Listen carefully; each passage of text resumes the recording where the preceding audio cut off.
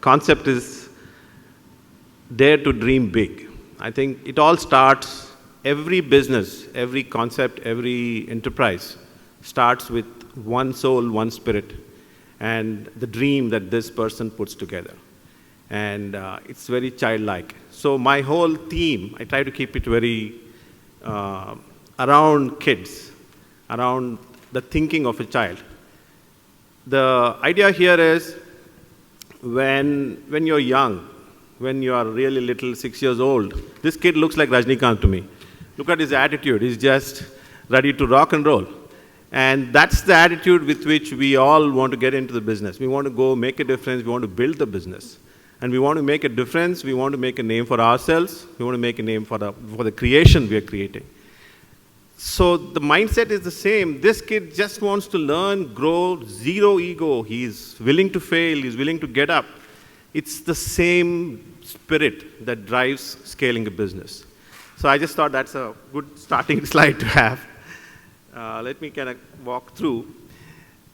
The journey where we started, I know there's a big AV I didn't expect. It's very nicely done. Thank you. It makes me feel very important.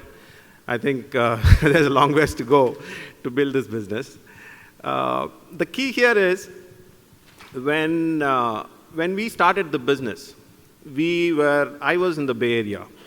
I was actually in California, and there was a lot of euphoria around us. That was the .com period. Everybody was putting together a .com, and myself and my partner, Vijay Kancharla, who's my classmate from 9th standard, we both were looking at this and said, hey, we should do something about this. We should be part of it. Just like all of us, we have this little dream inside. We want to go build it. And we want to make it very big. We want to make a difference to the whole society, to the community. So with that in mind, we actually started looking at what makes people happy, what makes people happy to receive a communication. So in that scheme of things, we felt we had already tried doing a greeting card business on the physical domain, which we were not sure. We were not sure how it's going to build out. And we took the images, put this up on a website, started this greeting card site, and we were trying to build it. And like most people in the early stage, we were working somewhere, and we were also trying to build this business. So when you try doing this, it was very hard for us to really take off. It was there, we would come, discuss, we should do this, we should do that. Nothing would really take off. And then we said, we were getting to a point that, how do we actually make this work? How do we actually make this into a real business? I felt the first and foremost thing was to commit yourself fully. So we left our jobs, got 2 other partners. One, my college mate from IIT Kharagpur, and the second one was my boss at Charles Schwab, where I was working. So 4 of us got together, and we lowered our ego. We had these 2 guys who came on board, looked at the whole site and said, hey, this entire creative is very bad. You have photographs from your family album. It's not going to work. You need to have something professionally done. So that's where the journey began. So we started to see things differently, and we were ready and open to take anything for building our business. And that was the most important turning point, I feel, for us to leave our jobs, get into it, take advice from people. And together we started, we set up a team in Hyderabad at that time. We were in San Francisco. Then we started to, build the entire creative. We put up a professional team of artists and creative directors together. They started to create artwork, which was basically animated GIFs those days. It was not really very high-tech like Flash and other things today. So we had this shop floor full of artists and creative people putting together this stuff, and then that went on for a while. And suddenly the whole site came alive. We started getting inbound calls from Yahoos of the world and Lycos of the world. Lycos was a pretty big name those days. And they wanted us to power their greeting card engine. So that was a big win for us. And then we went ahead and started to, build out. Our revenue was based around advertising. Because, as you know, internet early days was all about giving it for free. And then came this whole .com bust. And here we are stuck. What do? Our advertisers suddenly cut us out. And we were running out of capital. And we didn't know what else to do. So the ecosystem had changed. It's not what we did. I think we did all the right things to build the business. But at that point, we had to transform. We had to transform to play to the market. We had to transform. We didn't plan about this change. We didn't understand this change was coming. So at this point, we completely shifted and we used the same. And this is another point. When we are working on one theme, we get stuck to the theme. And we said, this is communication and fun communication. Let's stick to communication. And we wanted to do vibrant platforms for technology, for communication, big technology platforms for communication. So we started to build out 4 products.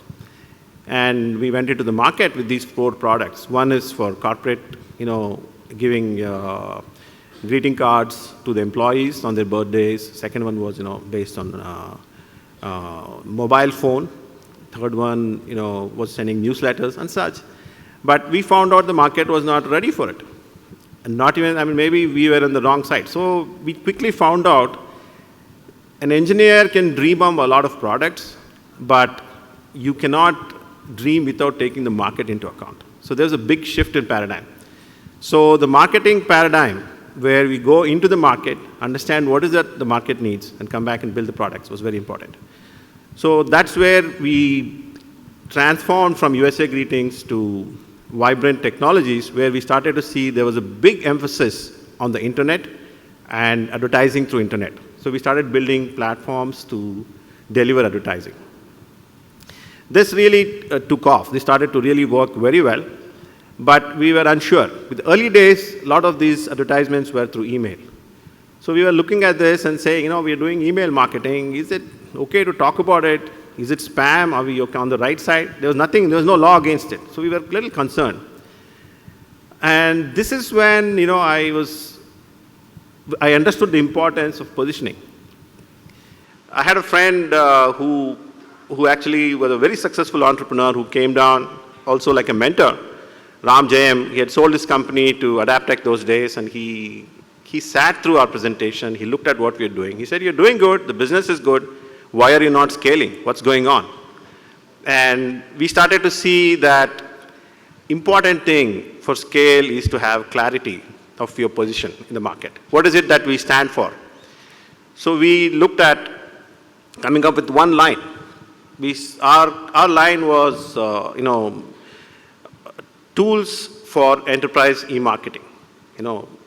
That changed, platforms and tools, that changed. Our whole website was centered around it. Every communication from the company was centered around it. Every employee was thinking about it. So the whole group started to work towards making this a reality. So with this, suddenly our business started to take off. We were quickly in, powering platforms for about 150 companies across the US, mostly ad networks, advertising agencies. We had a few in Europe, and the money started to flow, the cash flow started to come through, and things were really doing well. And this went on. This went on for a period of time till 2004-05. We were very happy. It turned. We were making about $7-8 million of revenue. And again, the restless entrepreneur in us, we started to see, what do we do? Why are we not? There is a glass ceiling. You cannot go beyond 10 million with this business. How can I break this ceiling? What do we do to break this? So we said, hey, what is the option? We sat down internally, discussed this, and we came up with 2 areas, because those days, Indian companies were primarily providing outsourcing work, whether it is an Infosys, whether it is Wipro, or all the big names those days, they were all providing outsourcing software development work in our space. And we felt we didn't stand a chance. It just didn't make sense for us to start moving in the same direction. So what is the other option? Start going deeper. into what we're doing. That is, move up the value chain. Stop being just a tech platform provider, start becoming the end-to-end digital marketing house. How do we do that? One is to learn how to do and build it yourself. Two is buy. This is where our acquisition strategy fell in place. And it's very funny, I mean, you're a small company, you don't have capital to go buy companies. How do you acquire companies when you don't have this war chest to back you up? So it was not a simple task. So we had to get creative. We had to get really creative. So we met some of our clients. One was a company out of LA, another company out of Colorado. The third one was a competitor out of Serbia. We met these guys. We said, hey, we are going for a listing in India. We're going to do a fundraise. Would you like to sell your company to us? We'll pay you maybe 10, 20% upfront. We'll give you a promissory note. And then once our money comes, we'll pay you. And we started to meet a lot of people, but 3 of these guys signed up. It's amazing because people always wonder, oh, you are a company from India. What are the chances? What is the risk? But there are opportunities out there if you make the right case. They said, yes, we were willing to do that. So with that in mind, we went in, we wrote the promissory note, we bought 3 companies, and then we started to go for trying to go list ourselves. We understood the challenges of putting a company together to list an IPO in India. It was a pretty long drawn process. So option 2 was to go for private equity. So we raised $20 million at that point from institutional investor from Singapore and New York. Used that money. We first, as soon as the money hit the bank, it just turned and went back to make these payments. It didn't take a second. And then the business as an end-to-end digital marketing house became a reality. And we changed from being a vibrant technology to vibrant digital because we didn't want to have the technology alone tag, because now we are providing full services. So we are very conscious of how the market sees us. And that was, I think, a big turning point for us. And we had to hustle. It wasn't simple that, yeah, here's the money and you go build it. It was not that simple. We had to hustle our way. And I think that's a very important quality for every entrepreneur. I'm sure you all know by now. But that is a very important quality for you to find your way, cut through all kinds of resistances to make this happen. And that put us on the map. And we started to, and then the next fundraisers were much, much easier. We were able to raise another 10 million, and we were able to raise another 20 million very quickly. And very quickly, we also understood, business is not about fundraise. Fundraise is just a means to build a big business. A lot of times we wonder, because even today we were talking about this company has raised 100 million. That's not the point. We make 2,200 crores of revenue today with 400 crores of PAT. That is important. Not how much funds you raise. It's easy to raise funds if you can convince 3 guys. But what is important is you have to build a sustainable business that will survive and bring value back to your investors. I think that mindset we have to look at, because it is not a short-term play. It's a very long-term commitment. So that's just the point I want to slide it in there. And then, the next level of scale. We were good, we were growing, we were there for a year's time, looked great. We had additional money, more money in the reserves than we could handle. So we looked at another company, we bought it out of Israel. They had operations in 13 countries when we bought them. They were all over Europe, a little bit in South America. So we saw the power of having a global presence. So that's the next level of scale, because that's another important point I want to bring to the table today. You can achieve scale through enhanced capabilities, you can achieve scales through enhanced geography. The geography was a beautiful thing for us to understand. And most importantly, there was a mindset that was required for us to build this out, because you are buying companies from all over the world. We had the Israeli guy, who is now the president of the group, Jacob Nizri, who was actually the president of that Israeli company, still the president of the group. How do we motivate him? How do we keep him alive? Like one point somebody was talking about in one of the AVs was keeping the team together.